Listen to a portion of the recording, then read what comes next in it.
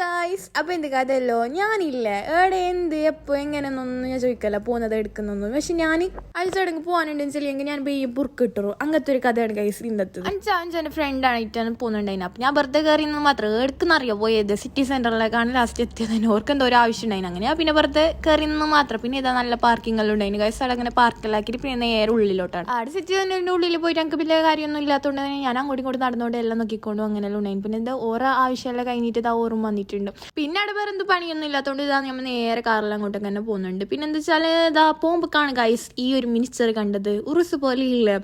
അങ്ങനെ ഇതാ നമ്മൾ നേരെ പോയത് ഒരു കഫ്റ്റേരിയയിലേക്കാണ്. കഫ്റ്റേരിയയിലെത്തിയിട്ട് നമ്മൾ ഗൈസ് ഈ ഒരു കാഴ്ച കാണുന്നത്. ഈ വണ്ടി അറിയാത്ത ഏകദേശം ആൾക്കാരൊന്നും ഉണ്ടാവില്ല. അപ്പാണ് ഗൈസ് കുറേ ആൾ വന്നിട്ട് ഫോട്ടോ വീഡിയോ എല്ലാം എടുക്കുന്നത്. ഏതോ ഒരു അറബിന്റെ വണ്ടിയാണ് ഗൈസ്. അങ്ങനെ ഇതാ നമ്മളെ ജ്യൂസ് എത്തിയിട്ടുണ്ട്. നമ്മൾ ഓർഡർ ആക്കിയിട്ടുണ്ട്. അതിനകത്ത് എന്തെന്ന് ചോദിച്ചെങ്കിൽ അവക്കാട് ജ്യൂസാണ് ഗൈസ്. കുറച്ച് ഹെൽത്തി ആവാൻ നേരിച്ച് ഗൈസ്. അങ്ങനെയാണ് ഞാൻ ജ്യൂസ് എല്ലാം കുടിക്കാൻ കഴിഞ്ഞത്. അനുവച്ചാണെങ്കിൽ ചിക്കനും ബർഗറും അങ്ങനെ എന്തെങ്കിലും തിന്നുന്നുണ്ടായിരുന്നു. പക്ഷേ ഞങ്ങൾക്കതൊന്നും വേണ്ടാത്തിതാ നമ്മൾ ഈ ഒരു സാധനം മാത്രം എടുത്തിട്ടുണ്ട്, ഒരു ബനാനാൻ്റെ എന്തോ സാധനം. അങ്ങനെ ഇതാ അതും കുടിച്ചിട്ടാകുമ്പോൾ നമ്മൾ ഓർത്തുനിന്ന് കാണുമ്പോൾ ഞങ്ങൾക്ക് ഇതാ മാംഗോ ജ്യൂസും കൂടി അതിൽ വാങ്ങി തന്നിട്ടുണ്ട്. അങ്ങനെ അതും തിന്നിട്ട് നമ്മൾ നേരെ പൊരലോട്ട് ഗൈസ്.